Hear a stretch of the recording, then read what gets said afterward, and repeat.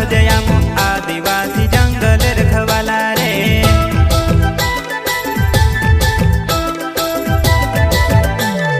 चल जंगल जमीन काजे पूजे रे आदिवासी दुनिया ने रखवाला रे। बाप देव खतरी काज पूजे रे आदिवासी सबसे निराला रे।